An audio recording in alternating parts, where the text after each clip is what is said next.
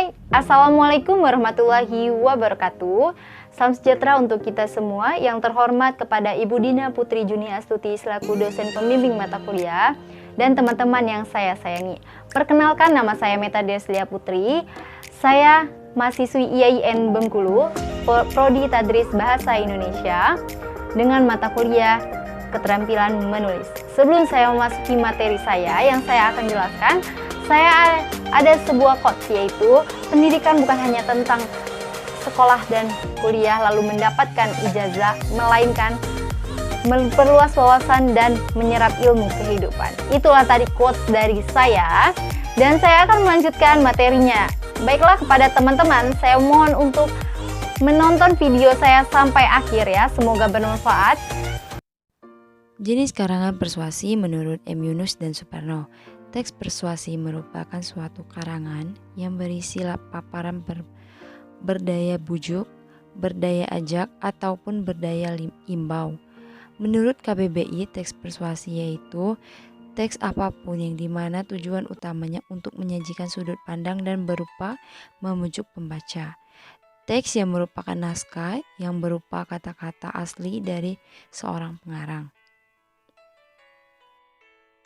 Ciri-ciri teks persuasi yaitu 1. Terkadang menampilkan data pendukung seperti fakta-fakta supaya para pembaca percaya dan melakukan apa yang diminta penulis. 2. Berusaha menarik perhatian para pembaca. 3. Bersifat mengajak. 4. Karangan menghindari konflik. Jenis-jenis persuasi terbagi menjadi 4. 1. Persuasi propaganda. Jenis karangan ini adalah paragraf yang isinya bermaksud untuk mempengaruhi pembacanya untuk mempercayai sesuatu.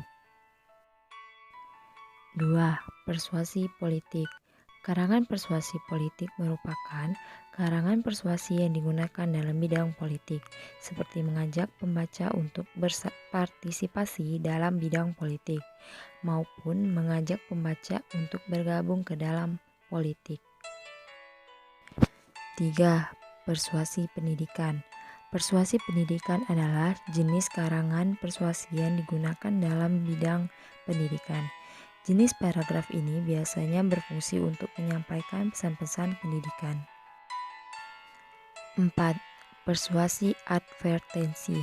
Persuasi advertensi adalah karangan persuasi yang digunakan dalam bidang periklanan. Paragraf ini berfungsi untuk mempengaruhi calon konsumen untuk membeli barang atau jasa yang ditawarkan oleh penulisnya. Adapun salah satu contoh karangan teks persuasi yaitu tentang pendidikan. Pemerintah pada tahun 2018 telah mengeluarkan dana sebesar 444 triliun rupiah yang dikhususkan untuk pendidikan nasional. Dana tersebut diwujudkan beasiswa, bantuan sarana prasarana, dan kebutuhan lainnya di bidang pendidikan. Sudah sepatutnya kita sebagai pelajar memanfaatkan itu semua dengan sebaik-baiknya, khusus untuk menimba ilmu di dunia pendidikan dan tidak menggunakan keperluan yang lainnya. Oleh karena itu, marilah kita terus belajar dan belajar dengan giat, agar semua yang diberikan oleh pemerintah kita manfaatkan dengan sebaik-baiknya.